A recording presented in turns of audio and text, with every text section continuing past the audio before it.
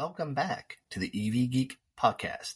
I am your host, Joel, and on today's episode, I will be giving you a review of my 2 years driving the Tesla Model Y. So, let's get started. This podcast is sponsored by Evolve Auto.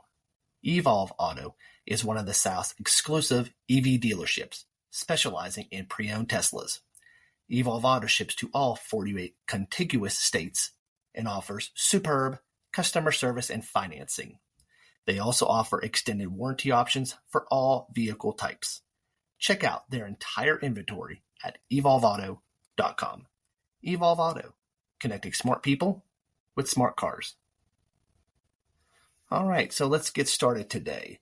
So for the past 2 years, I've been driving the Tesla Model Y.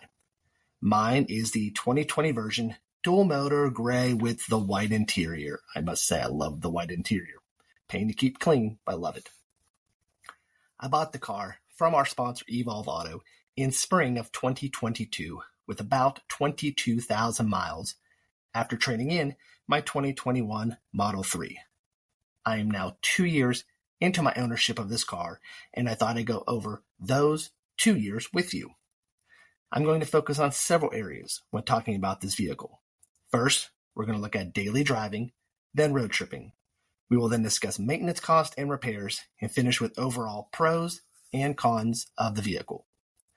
So first, let's talk about daily driving and what it's like to drive this thing on a daily basis. I currently drive 50 miles average per day.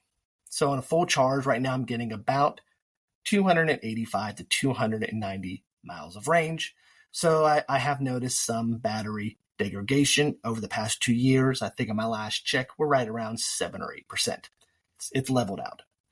I plug in nightly and I charge to 85%. My daily commute is mostly all stop and go traffic, city traffic, with lots of red lights, some interstates here in Arkansas.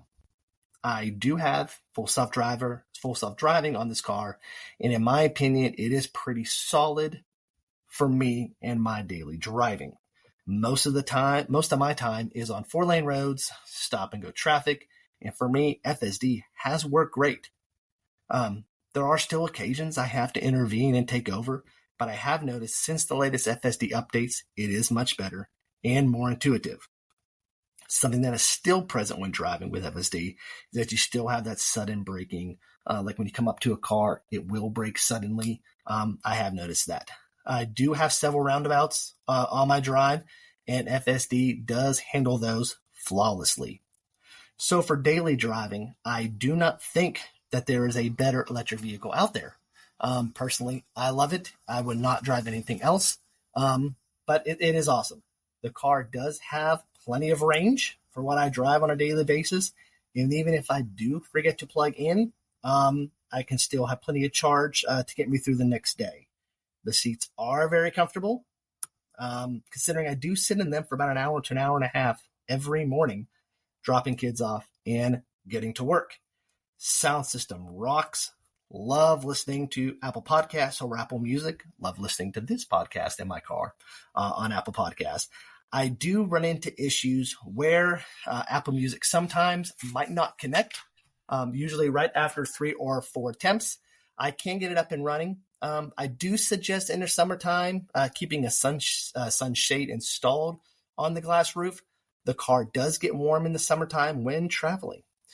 Running cabin overheat protection in the summer can give you a hit to your range. My Tesla stays parked in a parking lot for about 8 hours a day, and I do see significant battery usage when overheat protection and Sentry mode are on.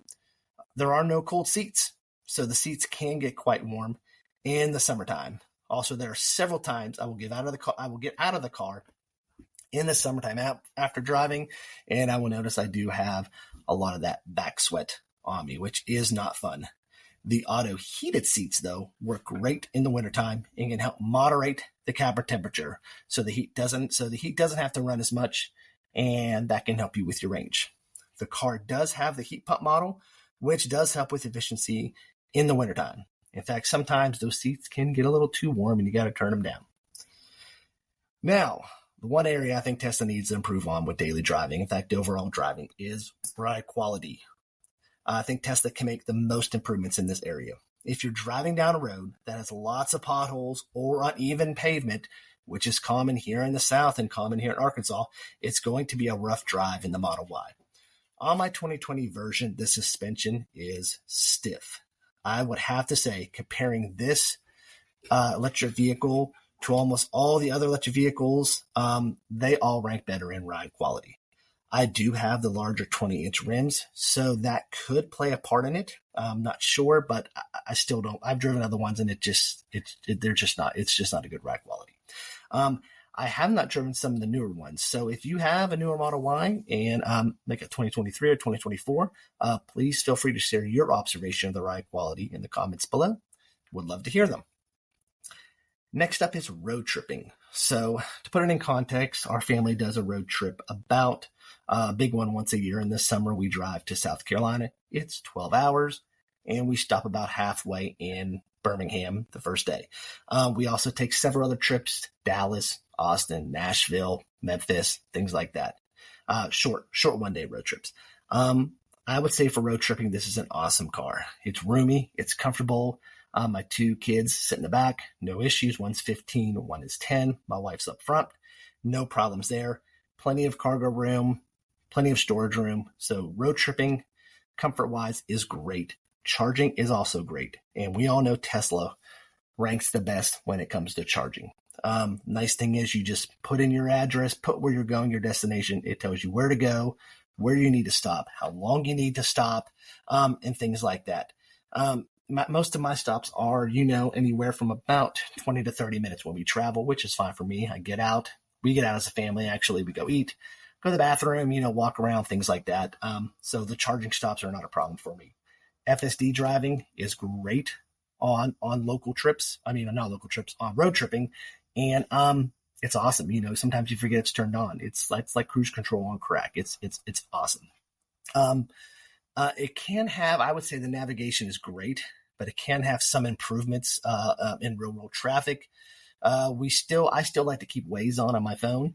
Waze is real time data when you're driving, and sometimes I don't think the Tesla navigation system reacts to wrecks or detours and things like that. So I like to keep Waze on. That's one area I think it could be improved on in the navigation is the real world data. Next up is maintenance. And I know some people talk a lot about maintenance with EVs and comparing them to, traditional ICE vehicles, the pros and cons of that. So I'm just going to tell you my maintenance that has happened on this car, and you can make that decision for yourself. So maintenance for me. So I bought the car with 22,000 miles on it. It was used and now has 68,000 miles on it. So I put about 25,000 miles on per year. In the summer of 2022, right after I bought it, I did have to replace all four tires. That was a cost of about $1,400, and that happened right at 28,000 miles. The fall of 2022, had to drive one of my few trips I had to make to the closest service center. So for me, that is in Memphis. So that is a 2.5 hour drive. They had to do an update and recall to repair the refrigerant sensor. That could not be done by the mobile tech. While I was there, they went ahead and lubricated my half shafts because they were making some noise. All that was done under warranty, so no issues. August in 2023, the 12-volt battery went out at 53,000 miles. Got this replaced by the mobile tech for about $120 in my driveway. Very easy repair. In September of 2023, both control arms began making noise. It was a horrible noise. It sounded like the car was squeaking. They both had to be replaced. I did buy an extended warranty through Evolve Auto, so I did have an extended warranty, and I still do have an extended warranty on this video. The cost to replace these was about $300 to about $350. My extended warranty paid for that, so I did have to pay out of pocket and then got reimbursed through the extended warranty. Early winter of 2024, we did have to replace the tires again. So this came at about 35,000 miles. So these tires were 1,200 compared to 1,400 for the last one. I got a little bit cheaper tire. So if you look at the entire 2 years I owned it, I'm looking at about $2,700 out of pocket. And most of that is tires. The majority of that is tires. I did have 2 alignments done. When I replaced each set of tires due to the weight and how I drive, I'm probably going to have to get tires replaced every 30 to 30,000 miles. Still original wipers, brakes were checked out. Everything was great with those. So looking at about a 2-year maintenance cost, like I said, of about $2,700. So the overall pros and cons of this vehicle. So we'll end the podcast with just kind of like my overall pros and cons for this vehicle. Like I said, you guys can listen. You guys can make your decisions on what you think about the Model Y and things like that. I like to hear those comments. So the pros. So here are some things I think are good in this vehicle. The software. So the software, how the updates, the use, the interface, the software is just great. Navigation. Navigation is awesome as well. You put the start and stop in, navigation works flawlessly. Supercharging. Supercharging is great. Everyone knows that is the best thing Tesla has to offer right now is their supercharging network. It's expanding. Well, was expanding a lot more than what it is now with them being in the news. But even in the South, if you're driving on main roads in the South, you should have enough superchargers for your trip. What you're not going to have is if you get off into those back roads and rural roads in the South, you're going to be limited on supercharging. It's room, it's storage, plenty of room, plenty of storage, ample front and trunk storage. Road tripping is awesome. It's comfortable. FSD works great. And the range and efficiency for the price you get for the range and efficiency, it's a really good deal. Now, some of the things I don't like about my Model Y. First, I kind of told you this already. It's the ride quality. The ride quality is stiff. It is not good.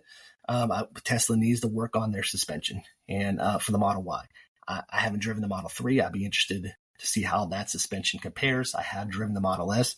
That suspension is a whole lot better than the Model Y. Scheduling service and customer service. For those of you who own Teslas, you know scheduling a service appointment is a pain. You have to do everything through the app. There was no 800 number to call. There was no local number to call to say, hey, I have a question. Can I bring it in tomorrow? Everything has to be done in the app. And if you're not tech savvy, that can be difficult. And if you want a quick response, you're not going to get it from Tesla. Everything's done through messages. Sometimes it all depends on who you're working it. They're pretty quick to get their message back. And sometimes they're not very quick to get their message back. So I think that's the area Tesla needs to work on the most, I believe, is scheduling service and their customer service. And I think all the other Tesla owners out there would agree to me.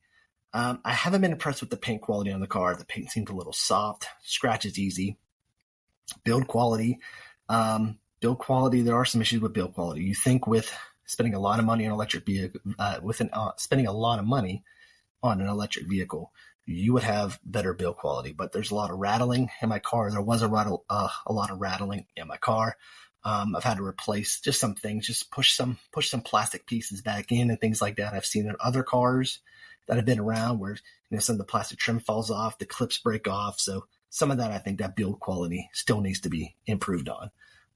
The car does get hot in the summer. There's a lot of glass in these cars. So if you're in the South like I am, and it can get to easily 95, 100, 105. In the South, and your car is parked in a parking lot all day, just getting baked on, it will get hot. That's why I suggest that shade in the top of your car and get the best tint you can on your windows. And I still believe FSD still needs some work. It's making great progress, but it still needs some work. So yeah, that's my overall review of the Model Y. Daily driving, road tripping, maintenance, pros and cons. Curious to what you think. Please feel free to leave comments below about some of the things that you like and don't like about your Teslas. So thank you all for tuning into this episode. You can also find us on Patreon at patreon.com/EVGeek. For a $5 monthly membership, we will give you a shout out at the end of our podcast episodes. So please consider becoming a member to help support and grow our new podcast. We are looking at adding more membership tiers in the future on Patreon. So head on over to Patreon and check us out. You can also find us on YouTube, X, Facebook, Instagram, and TikTok. Just search EV Geek Podcast and give us a follow and like. Thank you all for supporting us, and thank you for listening. We will see you again on our next episode.